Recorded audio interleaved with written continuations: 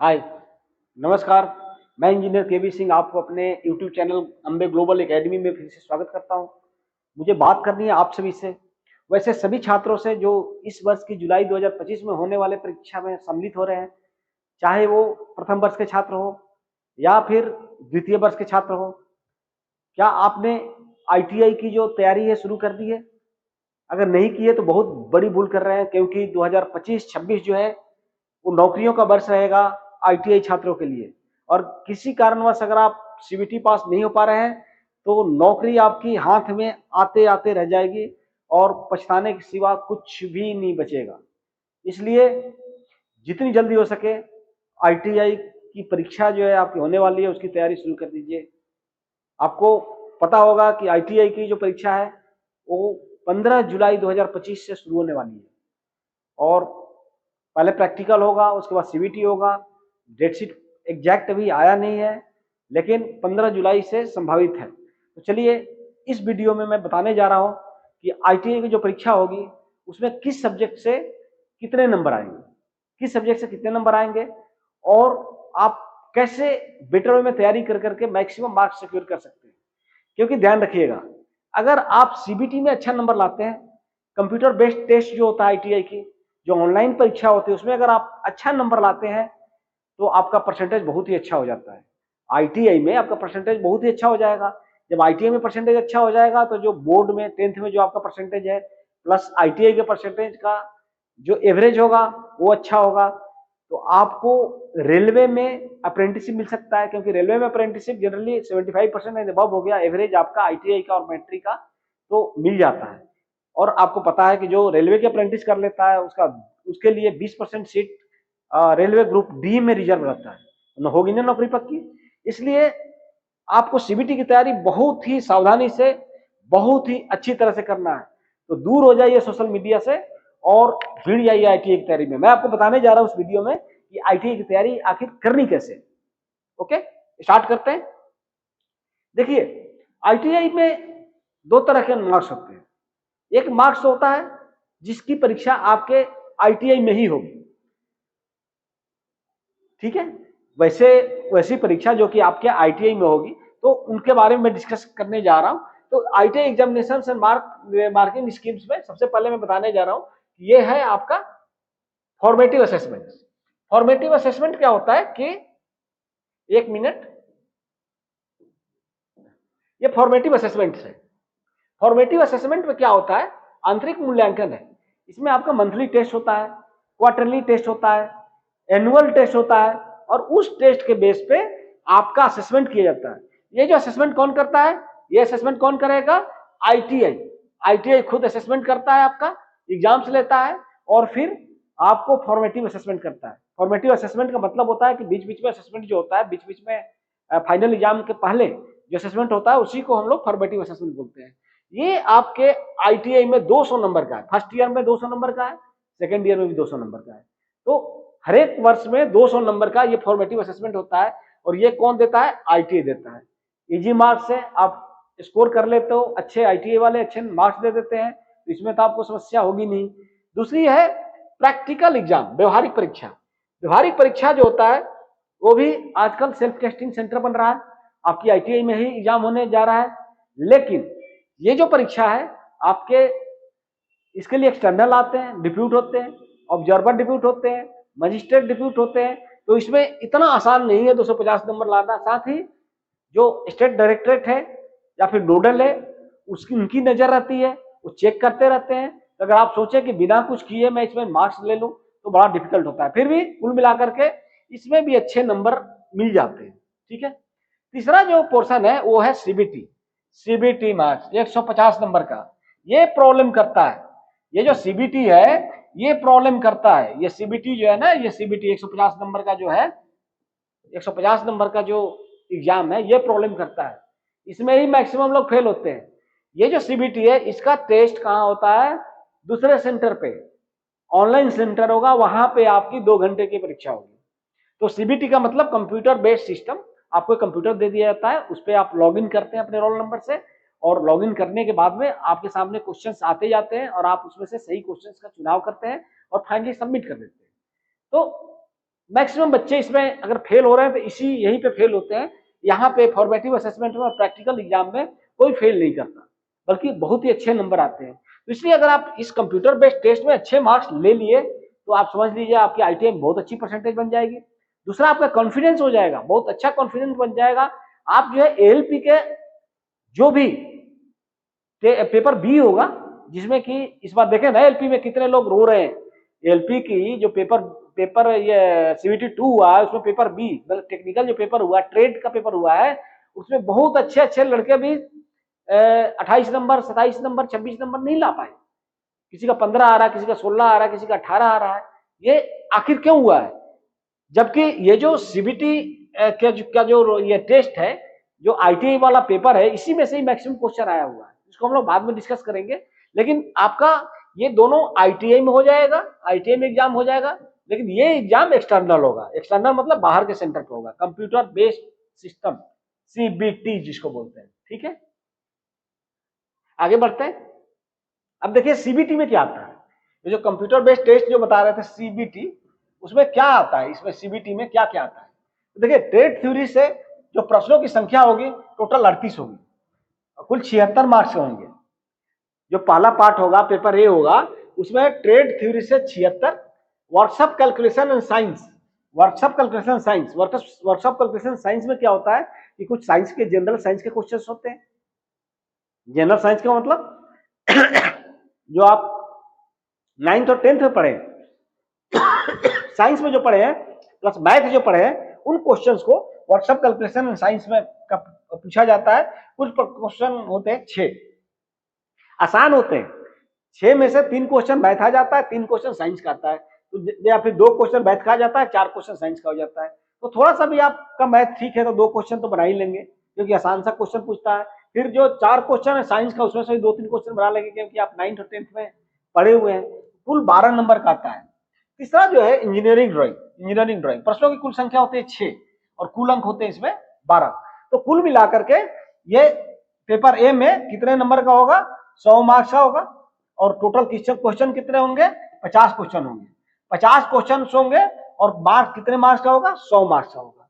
उसके बाद paper B होता है। पेपर B में इंप्लॉयबिलिटी स्किल्स होती है, आपको पता होगा इंप्लॉयबिलिटी स्किल्स की आपको एग्जाम देना है। इंप्लॉयबिलिटी स्किल्स में प्रश्नों की संख्या टोटल रहेगी 25 और कुल अंक रहेंगे 50। अब आप ये सवाल पूछेंगे क्या दोनों में अलग अलग पास होना जरूरी है? जी हाँ, इंप्लॉयबिलिटी स्किल में भी अलग से पास होना जरूरी है। और ये पेपर A है जो आपको ट्रेड है और वर्कशॉप कैलकुलेशन साइंस है और इंजीनियरिंग ड्राइंग है, इन तीनों को मिला करके पास होना जरूरी है। मान लीजिएगा आप वर्कशॉप कैलकुलेशन की सवाल नहीं किए, इंजीनियरिंग ड्राइंग का सवाल नहीं किए, फिर भी आप अगर ट्रेड का सवाल कर लिए तो आप पास हो जाएंगे। ठीक है, लेकिन अगर आपको अच्छे नंबरों से पास होना है तो आपको वर्कशॉप कैलकुलेशन साइंस का भी तैयारी करना पड़ेगा, इंजीनियरिंग ड्राइंग की भी तैयारी करनी पड़ेगी। नेक्स्ट है इंप्लॉयबिलिटी स्किल्स में 25 क्वेश्चन आएंगे जो टोटल 50 नंबर के। बहुत ही आसान आसान क्वेश्चन होते हैं। जैसे आप रास्ते में जा रहे हैं और किसी का एक्सीडेंट हो गया, तो आप क्या करेंगे, सबसे पहले क्या करेंगे, इस तरह क्वेश्चन आते हैं। आप कहीं पे काम कर रहे हैं और आपके सहपाठी सहकर्मी को काम नहीं आ रहा, करने नहीं आ रहा, लेकिन आपको आता है, तो आप क्या करेंगे? इस तरह से ऑप्शन दे देगा, अपने सीनियर से शिकायत करेंगे, उसको बोलेंगे तुम छोड़ दो काम, तुम्हें काम करने नहीं आता है। हम उसको कुछ नहीं बोलेंगे, हम उसको काम करने में सहायता करेंगे, हेल्प करेंगे, तो नेचुरली काम करने में हेल्प करेंगे, यही आंसर होगा। सही है ना? इस तरह क्वेश्चंस आते हैं, तो अच्छे क्वेश्चंस भी आते हैं, कुछ कंप्यूटर से आते हैं, कुछ जो है एंटरप्रेन्योरशिप से आते हैं, कुछ कम्युनिकेशन से आते हैं। तो बहुत सारे क्वेश्चंस आते हैं जिसकी तैयारी करना आपको जरूरी है। टोटल पास मार्क्स 33% होता है, 33% पासिंग मार्क्स है। इसका मतलब ये जो तीनों है, इसमें आउट ऑफ 100 आपको कम से कम 33 नंबर लाना है। और चूंकि 2 नंबर का एक क्वेश्चन है, तो कितने क्वेश्चन आपको ठीक करने हैं? 50 में से 17 50 में से कितने क्वेश्चन ठीक करने हैं आपको? 17। आसान नहीं है भाई, आसान नहीं है, बिल्कुल आसान नहीं है जितना आसान आप समझ रहे हैं। लेकिन जो बच्चे पढ़े हैं, जिन बच्चों ने हमारे बताए हुए तरीके से तैयारी किया हुआ है, वो 50 में 50 मतलब 50 में 50 क्वेश्चन सही किए हुए हैं, मतलब 100 में 100 नंबर लाए हुए हैं। मैं आपको लिंक में डाल दूंगा, इमेज डाल दूंगा, आप देख लीजिएगा। 50 में 50 क्वेश्चन सही किए हैं जिन बच्चों ने हमारे हिसाब से तैयारी की है। ठीक है, अब दूसरी बात होती है एम्प्लॉयबिलिटी स्किल्स। इसमें कितने नंबर्स में पास होंगे? अब इस हिसाब से तो 16.5 में पास होंगे। 33 का हाफ क्या होता है? 16.5 कितने में लाना है? 50 में लाना है। लेकिन चूंकि आप 16 आएगा नहीं, 17 भी नहीं आएगा, क्योंकि एक क्वेश्चन कितने का है? 2 नंबर का है। 2 नंबर का है तो 16.5 कैसे आएगा? या तो 16 आएगा या फिर 18 आएगा। 18 आएगा तभी आप पास होंगे। 18 नंबर लाना ही पड़ेगा आपको। ऐसे तो 16.5 में आपका पास है, 16.5 आएगा ही नहीं, क्योंकि निगेटिव मार्किंग है नहीं, और आपको 16.5 में पास है। 17 नंबर भी आएगा तो पास नहीं होंगे, 17 नंबर आएगा ही नहीं। इसलिए या तो 16 आएगा या फिर 18 आएगा। तो 18 नंबर आपको ठीक है। इसका मतलब इस यहाँ पे 25 में से कितना क्वेश्चन ठीक करना पड़ेगा? 9 क्वेश्चन। 9 क्वेश्चन ठीक करेगा और कितना नंबर लाना पड़ेगा? 18 मार्क्स लाना पड़ेगा 50 में से। 50 में से कितने मार्क्स लाने पड़ेंगे? 18। तो 50 में से 18 नंबर लाइएगा तब पास होइएगा एम्प्लॉयबिलिटी स्किल्स में। और 33 नंबर अगर 100 में ला रहे हैं तब आप पास करेंगे ट्रेड में, पेपर ए में। तो 33 नंबर तो आएगा नहीं। यहाँ पे कितना नंबर आएगा? 34। 17 क्वेश्चन अगर ठीक होगा तो कितने आपके नंबर आएंगे? 34। तो मिनिमम 34 आपको पेपर ए में लाना है, मतलब ट्रेड में लाना है। ट्रेड वर्कशॉप कैलकुलेशन साइंस और तीसरा क्या है? Engineering drawing. तीनों मिलाकर के कितना लाना है? 34 नंबर लाना है। 34 नंबर के लिए 36 नंबर लाना है। 34 नंबर लाना है। 34 नंबर के लिए कितने क्वेश्चन सही होने चाहिए? 17। 17 क्वेश्चन सही होंगे 50 में, तब आप पास होंगे। और इसमें ये जो 25 क्वेश्चन है, इसमें 9 क्वेश्चन सही होंगे तब आप पास होंगे। इसका मतलब 18 नंबर आएंगे तब आप पास होंगे। लेकिन पास ही थोड़े ना होना है, हमें तो बिल्कुल बढ़िया बढ़िया नंबर से पास होना है। क्यों बढ़िया नंबर से पास होना है? अभी मैं थोड़ा देर पहले बताया कि अगर आप बहुत ही अच्छे नंबर से पास हो रहे हैं तो क्या होगा? आपका परसेंटेज अच्छा होगा। परसेंटेज अच्छा होगा तो आपका 10th और इंटर का ITI का जो परसेंटेज है दोनों को मिला दिया जाएगा तो बढ़िया परसेंटेज बनेगा। और आप जो है, आपको हो सकता है कि रेलवे अप्रेंटिस के लिए कॉल आ जाए जब आप भरिएगा। तो 1 साल का 11 महीने का अप्रेंटिस होती है। अगर आप उस अप्रेंटिस ट्रेनिंग को कर लेंगे रेलवे की तो आपका 20% रिजर्वेशन मिल जाएगा ग्रुप डी के पोस्ट में, मतलब नौकरी पक्की। मैं बोल रहा हूँ नौकरी पक्की। इसलिए आपको पूरे मार्क्स के लिए तैयारी करनी है। चलिए कैसे तैयारी करें अब मैं बता रहा हूं, बहुत ही ध्यान से सुनिएगा। अंबे ग्लोबल एकेडमी, याद रखिएगा, ऐप है अंबे ग्लोबल एकेडमी, ऐप का नाम है। ऐप का क्या नाम है? Ambe global academy. रट लीजिए, याद कर लीजिए। गूगल प्ले स्टोर पे आपको मिलेगा। प्ले स्टोर पे आप जाइए और वहां से ऐप डाउनलोड कीजिए। कौन सा? Google Ambe global academy. कौन सा ऐप है? Ambe global academy. अब उस पर ऑलरेडी ITI CBT एग्जाम की तैयारी के लिए हमने क्या दे रखे हैं? टेस्ट पेपर दे रखे हैं। आपको क्या दे रखे हैं? टेस्ट पेपर दे रखे हैं। वो टेस्ट पेपर कैसे है? चैप्टर वाइज टेस्ट है। कैसे है? चैप्टर वाइज टेस्ट है। आगे मैं बता रहा हूं, चैप्टर वाइज टेस्ट है। उसके बाद में जब चैप्टर वाइज टेस्ट कर लीजिएगा, सारे चैप्टर के टेस्ट डाले हुए हैं, जितने भी MCQ है सारे डाले हुए हैं, जो कि ITI के CBT में आएगा। मैं लिख करके दे रहा हूं कि इसे बाहर से नहीं आएगा।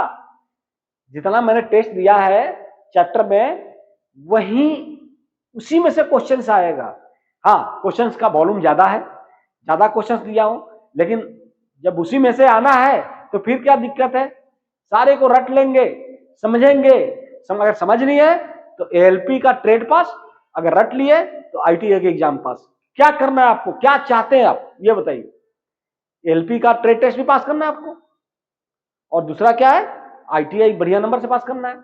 तो सबसे पहले हम क्या करेंगे? समझ करके फिर उसको क्या करेंगे?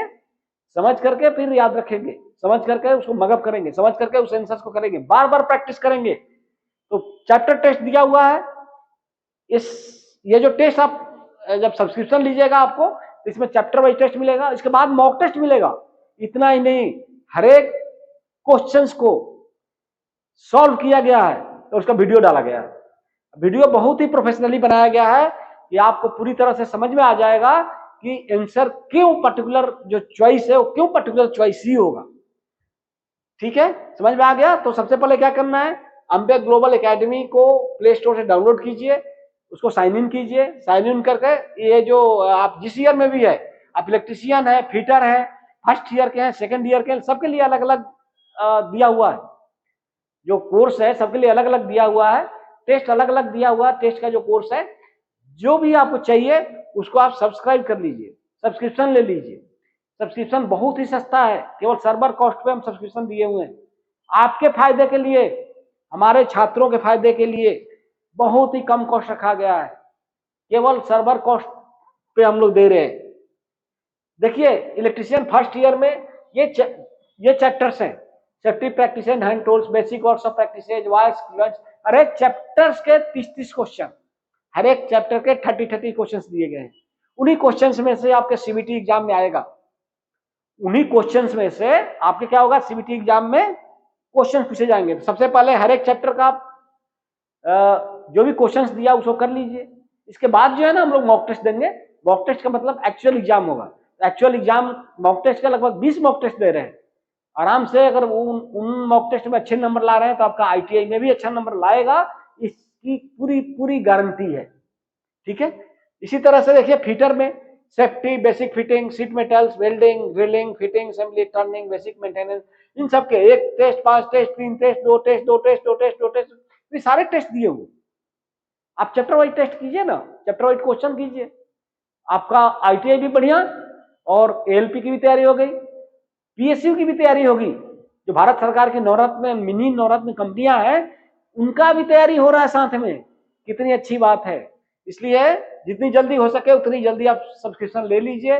इलेक्ट्रीशियन सेकेंड ईयर का भी ये इतने टेस्ट डाला हुआ है, डीसी जनरेटर का दूसरा टेस्ट, तीसरा टेस्ट, डीसी मोटर का 3 टेस्ट, 3 फेज मोटर का 3 टेस्ट, अल्टरनेटर का 3 टेस्ट, सिंक्रोनस मोटर का 1 टेस्ट, इलेक्ट्रॉनिक प्रैक्टिस का 3 टेस्ट, कंट्रोल पैनल वायरिंग का 1 टेस्ट, एसी डीसी ड्राइव का 2 टेस्ट, इन्वर्टर का 1 टेस्ट, पावर जनरेशन सबसिस्टम का 1 टेस्ट, ट्रांसमिशन डिस्ट्रीब्यूशन का 1 टेस्ट। तो कुल मिलाकर के इतने टेस्ट बहुत ही सफिशिएंट है। और जो टेस्ट दिया हुआ है उसी में से आपके आईटीआई में क्वेश्चन आएगा।